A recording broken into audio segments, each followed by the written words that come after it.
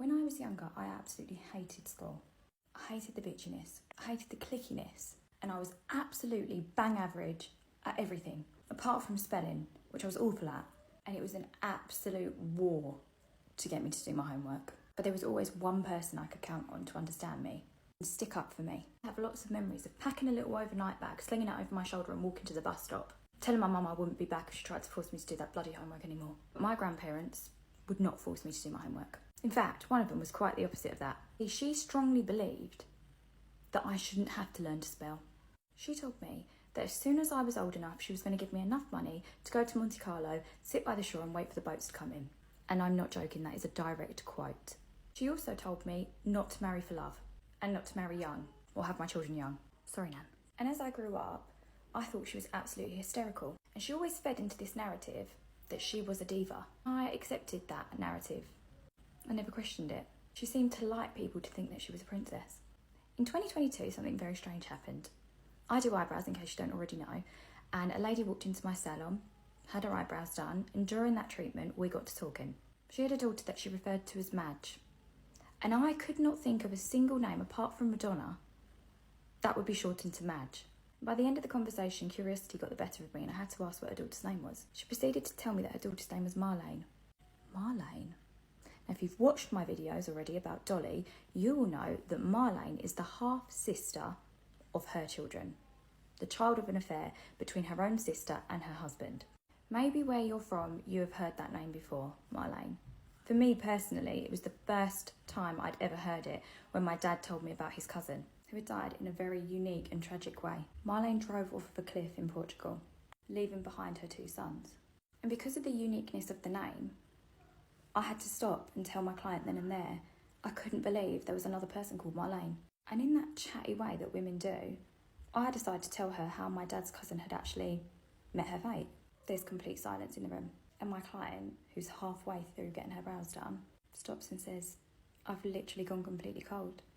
Marlene was in fact her ex-husband's mum and who they'd named their daughter after. Her ex-husband was one of the sons that was left behind. I cannot believe the craziness of the whole situation. And for reference, we no longer live anywhere near where they grew up.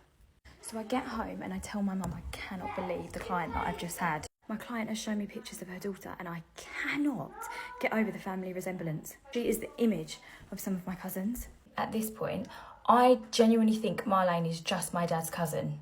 I think that Rosa is the half-sibling of the affair, because I am aware of the affair, but I am not aware of my nan having a child taken away.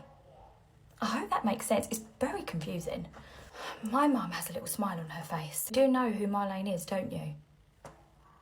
I have no idea. Zero clue. Marlene is in fact who I thought Rosa was. Yeah. So there are in fact 2 siblings that have been brought up as cousins by 2 different sisters of Dolly's.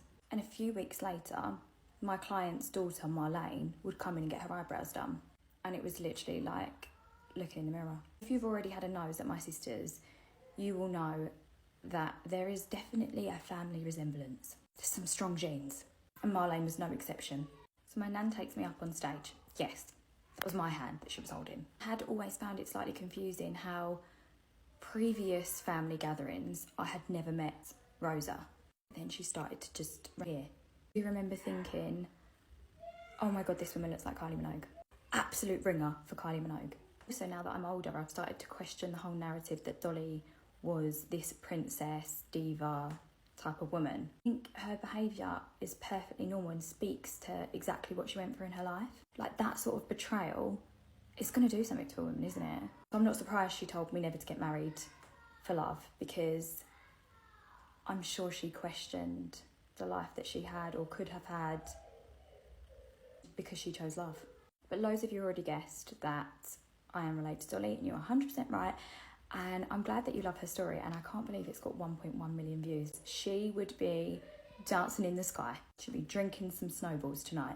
I mean, it is pretty clear that she was suffering from some sort of postnatal depression, but she was treated as if she couldn't make decisions for herself, and decisions were made for her by people around her. namely men. She was treated as if she was the crazy one when wouldn't we all be crazy in that situation? Like, that madness is completely situational, and anybody who could keep composure in that situation is, in my opinion, the abnormal one. I'm just pleased that nowadays communication is better. But thank you so much for listening to Dolly's story, and if you want to hear more about her, I would love to tell you.